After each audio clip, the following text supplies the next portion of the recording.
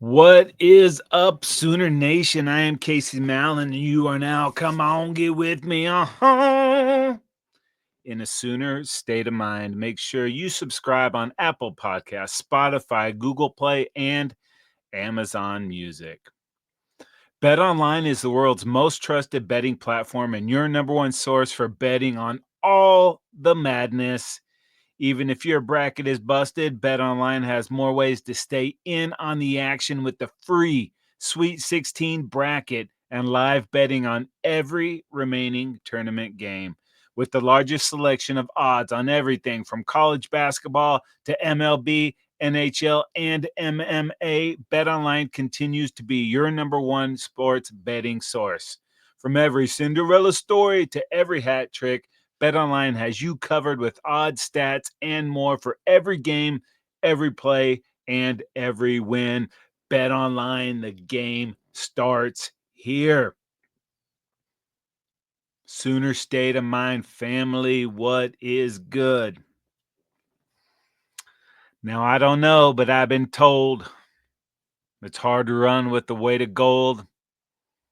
Other hand, I've heard it said it's just as hard with the weight of lead. You feel me on that?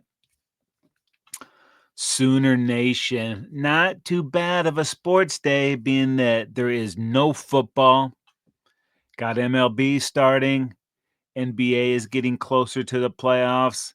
NHL is getting close to the playoffs. UFL is starting soon. And of course, we have both men's and women's Sweet 16 rocking this weekend. So it is all good. And we have some really good news regarding OU women's hoops, which we will get to. But let's go ahead and talk a little OU football first. Sooners, it seems like every week, are adding someone else to the staff and into the mix. Sooners are hiring Taylor Redd as the program's assistant GM. He's going to work as Jim Nagy's number 2, helping run the front office. Redd most recently worked with Jake Rosenberg at the Athlete Group. He's going to be involved in all aspects of roster management, scouting, player acquisition, and recruiting. He was a scout for the New England Patriots. Got a Super Bowl victory with those Pats in 2018. And he's going to come be a huge part of the Nagy administration. So this is another good addition to the mix. Getting it set outside of the coaching, getting this staff put together, a focused vision on what they see for the future. And I think this is another win for the Sooners. We're back with LaCroix, baby. Pamplemousse. LaCroix, if you're watching, we are listening. Well, spring football. We don't have the game to look forward to in a couple of weeks, but there is news matriculating out of Norman. And so far, it's all good. You're hearing a lot about this guy, Giovanni Gibson, the receiver, the transfer coming in. You're seeing it in the footage. You're hearing this guy is primed to have a big role for the Sooners in the fall. That's pretty exciting. A lot of the receiving core coming from smaller schools, but that's okay. It doesn't matter where you start. It's where you finish. And these cats are finishing with the Sooners, and that looks to be pretty good. But the crown jewel of the portal offseason has definitely been QB John Mateer. And everybody's been completely stoked with what they're seeing out of this guy. Serving some Baker vibes. He's got a command of this offense. He is starting to take that leadership role of the team. You see him doing events, going to basketball games, doing stuff outside of practice. He's a key component to getting this Ben Arbuckle offense dialed in. And he's also now getting a little taste of that Oklahoma defense. Mateer said, we got some freak athletes on this defense from the interior to the DBs. Everybody on the field is very good and very talented, so we can't make mistakes, and I can't miss. If I miss a throw, it's going the other way. He continued, which is good and fun. It builds confidence in me knowing that this is a good defense and a very smart head coach. Got the DC calling good plays and doing a lot of good stuff. It's a lot of fun. Like I said earlier, can't make mistakes because this defense is going to bite you in the butt. Pause. They move and they're blitzing and they're doing stuff. It's fun, but like intense is a good word. He said he's got Coach V screaming behind his ear all the time, getting everybody right. So they're like, dang, dude, let him play ball, but it's good. It's fun. Mateer said he's learned a lot already in just 6 practices with Venable standing next to him screaming at the defense. Mateer said a lot of very good stuff. It's challenging me, making me and the O-line and the center communicate a lot. Playing against good football is fun football. If you're just beating somebody every day, it's no fun, but it also gets a little tiring. We're doing good, but they're also doing good. So it's back and forth. It's been fun and competitive. BV throwing the kitchen sink at Mateer, getting him ready. I got to imagine going up against this defense in practice is only going to improve what the offense can do. Mateer's getting a taste of what they're capable on the other side of the football, making him make sound decisions starting already. So good, healthy competition. And I'm eating up all the little bits that we can get out, every little bit of video, all the interviews, any little press clippings we can get. We're taking it all in because we know in a couple of weeks we're going into that football drought, the college football drought. So take it in while we get it. The difference going into this season as opposed to last season, we have, while young, an established offensive coordinator. We didn't have that last year in the trail. I guess he was somewhat established, but not to the level that Arbuckle is. We have Arbuckle and Mateer have worked together in the past. They're bringing that cohesion to this offense, inserting a new system, but the QB's got familiarity with it. Last year, going into the season, we gave the keys to Jackson Arnold. He did not have a quarterbacks coach. It's a whole different scene this year. We have that leadership and a little experience, got a couple seasons of starting under his belt. So I think just where we're starting is at a better level than we went into last year.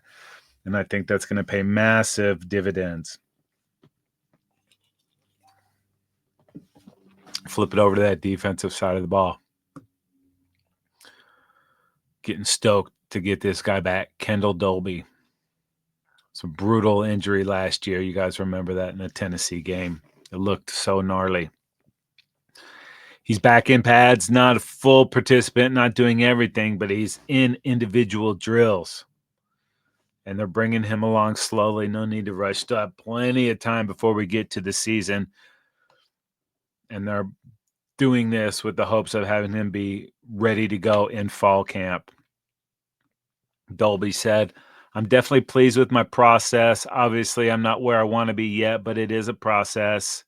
I'm attacking every day. I'm taking small checkpoints and wins that I get, and I'm stacking them up. This dude was really coming on last year, playing some of his best football until he got hurt. And he said recovering from this injury it's been a lot, and it's been very emotional. He said it's like phases. You have a phase where, why me? Why did this happen? But he said, I had a great support group, the coaching staff, my teammates, and my family, just kind of going through that phase from why did this happen to, okay, it happened. What am I going to do about it? And going from what am I going to do about it to now I'm on the other side of it where I'm motivated and looking to get back from it. Man, if this guy can come back to the level he was playing before he got hurt, it's going to be a major addition to this defense and the team. And I'm just excited to see him get back into the mix. So definitely pulling for Dolby to make it back to the level he was before that gnarly injury. Still got plenty of time, so they can take it slowly, but that is good news. You know, last year going into it, that offensive line, banged up. And so far in spring ball, the news has been pretty good. We got youngins coming up, those young bloods, Ryan Foje and Michael Fasusi. Word is they're looking pretty good. Eddie, Pierre-Louis, Jacob Sexton. Got a lot of guys in the mix. I think we're starting from a better point there, too. Didn't seem like we could get anything going last season. And now, while we do have some experience, these young guys are stepping up and they're looking the part. And they're going to try to take those parts. And I feel so much better about where we're starting with the O-line this year compared to last. Injuries just completely ravished the offensive line. It was a struggle just to get 5 players healthy enough to start. It wasn't the same from week to week. Guys playing out of position just didn't have enough bodies to get it going. And that had a major impact on everybody, on the entire team, especially the offensive side of the ball. It was hard to get that run going, hard for Jackson Arnold to get comfortable in the pocket. And with the injuries at receivers, too, it was almost impossible. I don't think that's going to be the case this season. These guys are going to come in healthy, and there's going to be healthy competition, and hopefully we get that starting 5 to emerge, and then they can get that cohesion that eluded us all of last season. They just couldn't get it going. So stay healthy, find the right 5, get it dialed in, and let them gel. And hopefully that can happen before the season starts, before we get in to that non-conference schedule.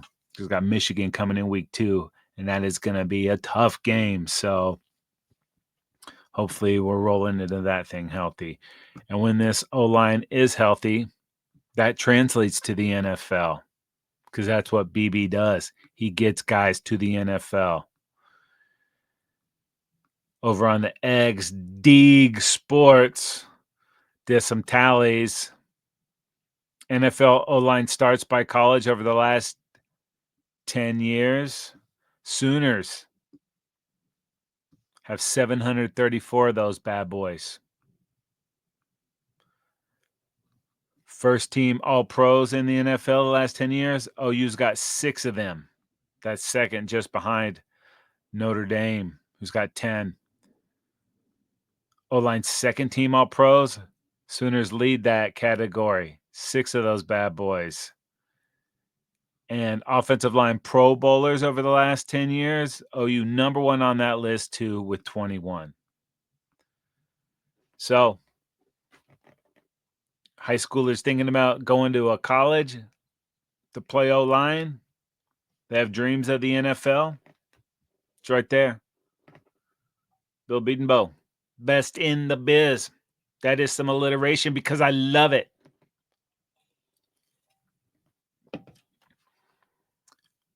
And if the young bloods continue the progress that they're on, Foje and Fasusi, and the rest of the crew, man, it could be a special season for that O-line. So I am looking forward to that. A little more Draft talk, the Dallas Cowboys, they host an annual Dallas Day event for local prospects. Those don't count against their top 30 official visits. So they can get cats that were in the area, played high school or college around the Dallas area. That list includes Billy Bowman. He's going to be present for Dallas Day. Lots of talent. Fertile NFL talent ground down there. And man, if some way Billy can get to the Dallas Cowboys, that would be so dope. I would love to see that. Because Billy is my dude. And the Cowboys are my NFL team. Stacking Sooners on there would just be super tasty. So we will find out more about that. That NFL draft. It is less than a month away, people. And I cannot wait. It's going to be in Green Bay, Wisconsin this year. It is going to be a lively crowd there. It's going to be completely awesome. And hopefully we hear a handful of Sooners get their names called over the weekend. Well, we know for sure we're not going to get a spring game this year. But there is a chance we could get something even better down the road. And could it come from little brother? What? Mike Gundy? You might have seen this making the rounds this week. Oklahoma State football coach pitched the idea that the Cowboys should pair up with OU for a spring scrimmage rather than the fan showcase type events the programs are moving for this spring. Cowboys are going to do theirs on April 19th. Sooners, April 12th. And Gundy said, honestly, for us, we should do a home and home with OU in the spring. They should come here on the 19th, and we should go down there and play a home and home in the spring with them. Charge $25 a head. They can use it for NIL. We can use it for NIL. If they don't want to do 2 in 1 year, we can do it here this year and do it there next year and split the gate. I think that's a great idea. I freaking love this idea. You know, a few weeks ago, Deion Sanders talked about getting Colorado and Syracuse together for a scrimmage.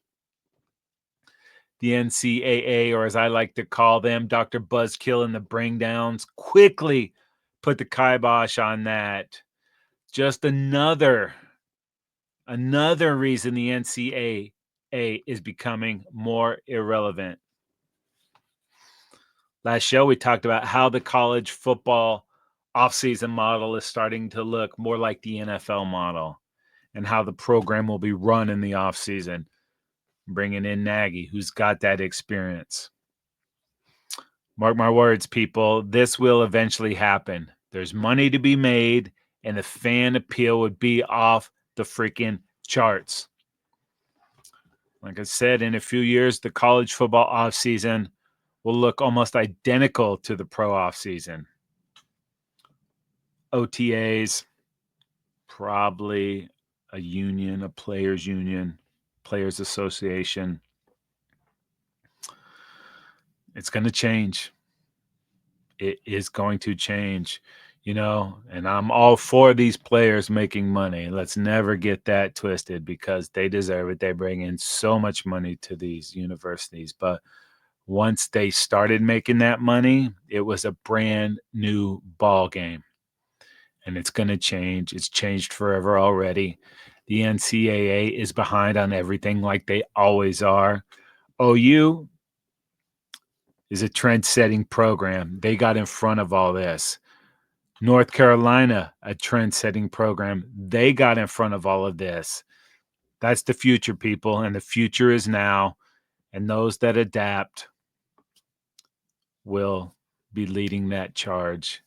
And changing will bring immediate dividends. I cannot wait to see the future of this program. I trust BV. I totally trust Nagy and the program, Josie, what they've put together, their forward-thinking vision, what it's going to be, the collective, how it's going. I think they're just ahead of the game, and I am stoked to see what happens these next few years. It's a brand new ball game, people. Speaking of brand new ball game and players making money, EA Sports set to double the NIL payments for appearing in their college football video game. EA is more than doubling payments to players who license their names to appear in the game. Last year's edition players got $600 for their inclusion. Now they will receive $1,500. They will also receive a deluxe edition of the game, a carryover from the compensation system for college football 25. And as the case last year, some athletes will receive additional compensation to serve as brand ambassadors to promote the game, which will come out this summer. Not bad. I think everybody could use an extra $1,500, right? So, college football 25, great success. College football 26 will be even better. And it's going to help these cats get a little cash, and it's going to put some of the top names out in the forefront, give them even more publicity, more hype, and more opportunities to earn money. Well, for the first time in several years, OU men's hoops made the tourney. However, it was very short-lived. Sooners lost in the opening round to the reigning champs, the UConn Huskies. Hurley's Huskies prevailed 67-59. And the Sooners played well, as they had done the last couple weeks of the season. They even grabbed the lead late in this thing, just unable to hold on. Jeremiah Fears finished with a game-high 20 points, but overall the Sooners struggled shooting the ball. They played tight, though. I like the way they were playing hoops down the stretch. Some tough competition, as we saw, 13 SEC teams in the tourney. But now the Sooners have big questions. The biggest one, obviously, is will Fears leave for the NBA? Seems like he's going to be a lottery pick. That's almost a given. We'll see what happens as it gets closer to the NBA draft. So, unfortunately, seems like the answer to the question if Fears is going to the NBA is yes. But maybe if a sweet NIL deal can come together, something creative, it's going to have to be a lot, though, because he'd be turning down a bunch of cash to go. Maybe they can convince Fears to come back for one more year. I remain doubtful, but hopeful. It's a lot of cash. But hooping in college as opposed to the NBA, totally different ball games. Play like 30 games a season in college, counting preseason and the regular season. It's like 100 games in the NBA. And after the game, you're not going back to the crib and chilling and hitting the sticks or going to a party. It's a business. You're rolling to the next town. You're hopping on the bus. You're hopping on the charter, doing whatever. It is a grind. Now, there is a ton of money to be made, but something to be said about coming back to college for one more year, developing that game just a little bit more. So when you get on that next stage, you have more in place. You've developed that game a little bit more. That tends to work out. If you come back to college, can't remember, Tim Duncan, it's been a while. He stayed. And when he came out, he was such a dominant player that he immediately dominated in the league. And a lot of these cats are coming out after 1 year. They've got game, but they're not ready, excuse me, for that next level. I know I'm kind of reaching here to reaching for some hope, but it would do him well to come back another year. So hopefully the Brain Trust can figure out a way that makes it worth his while to come back for one more season. And there will for sure be more roster questions as we move into the offseason transfer portal, as well as questions surrounding Porter Moser's future as well. It was looking very iffy midway through this season. They started strong, got into conference play, started getting smashed. But as the season went on, they started playing better basketball. They were highly competitive in most of their games, a couple blowouts, but that happens. But I really loved the way they played down at the stretch. I loved how they played against UConn, just couldn't hit their shots. But the brand of basketball was pretty damn good. So maybe they can retain some of their better players and land a couple studs in the portal. Maybe Moser has done enough to keep that going. We're going to see.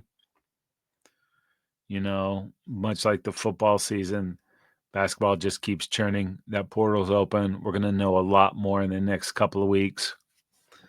Couple jobs that were open are starting to close. You know, we're wondering if Porter has a job. We got to wonder if he wants the job.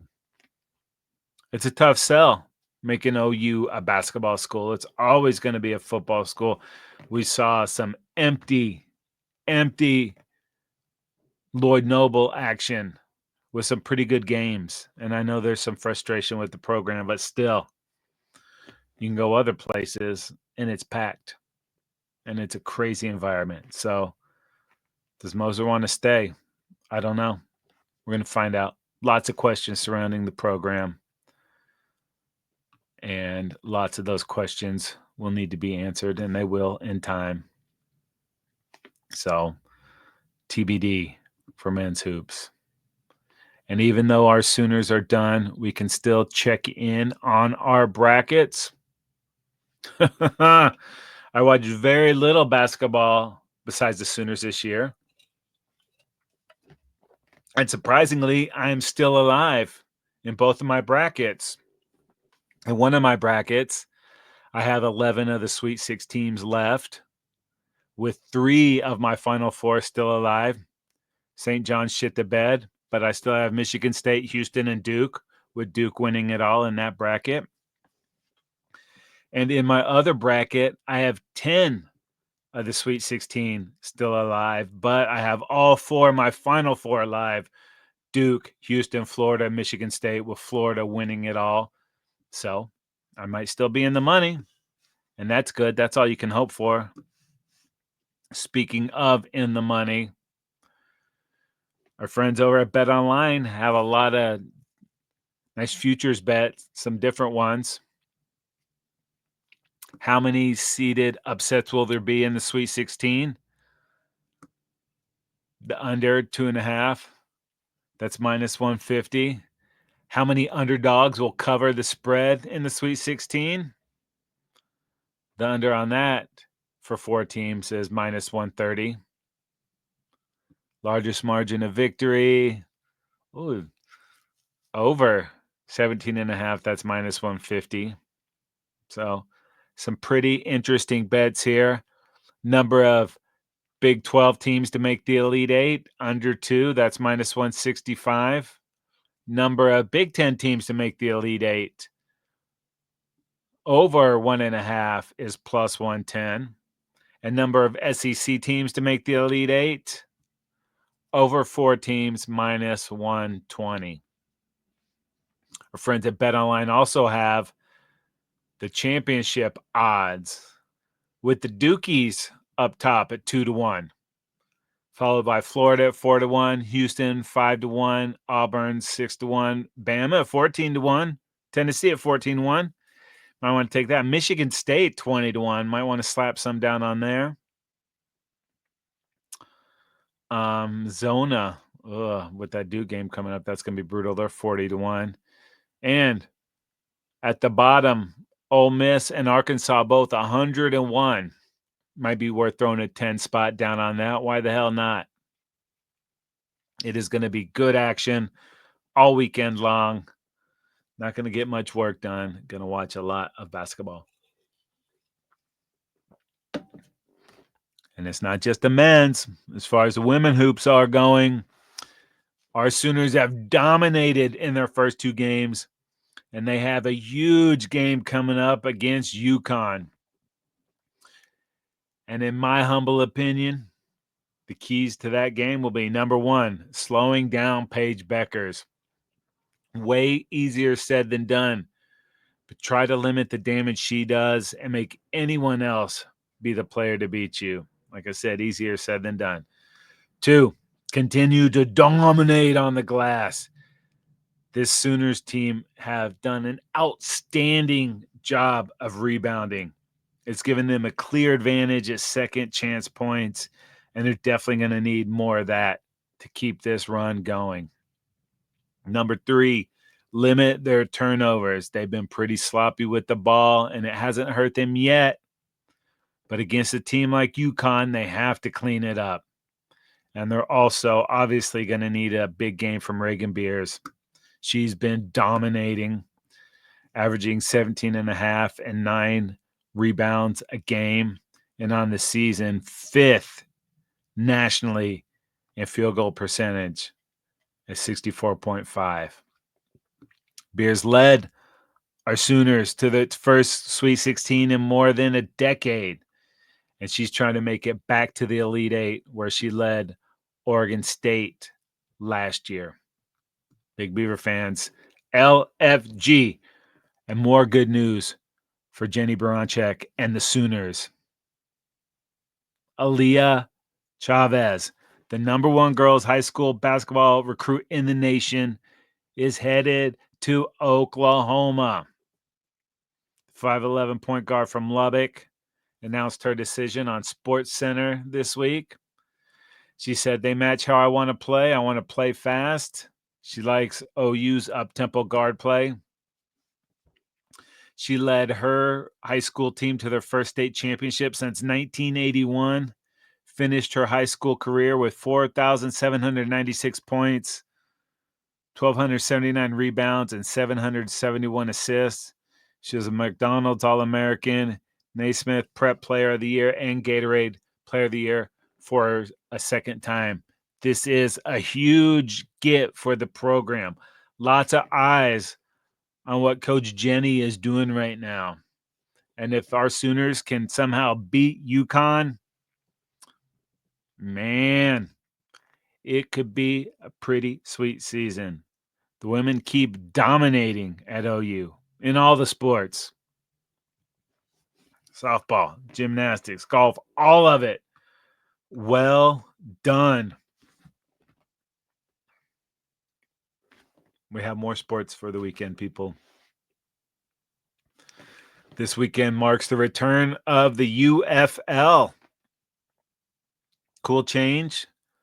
This season, the UFL will feature a Friday night primetime game. Totally awesome. Don't have to get to all of them on Saturday and Sunday.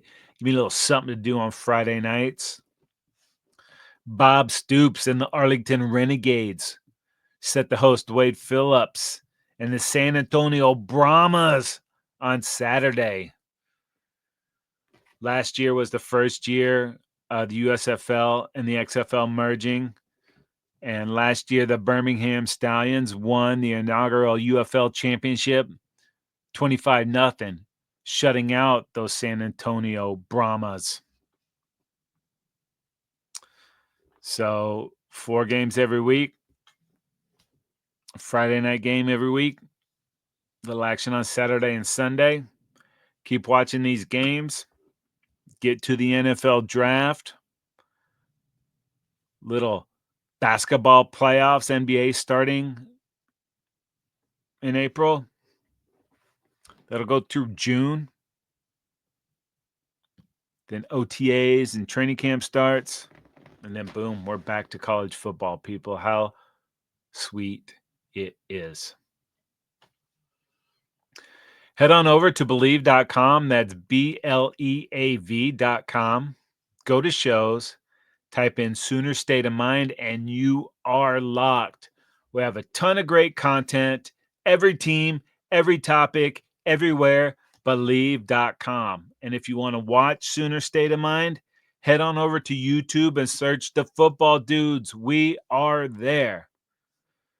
Sooner State of Mind is brought to you by Bet Online. My name is Casey Mallon, and I am in a Sooner State of Mind.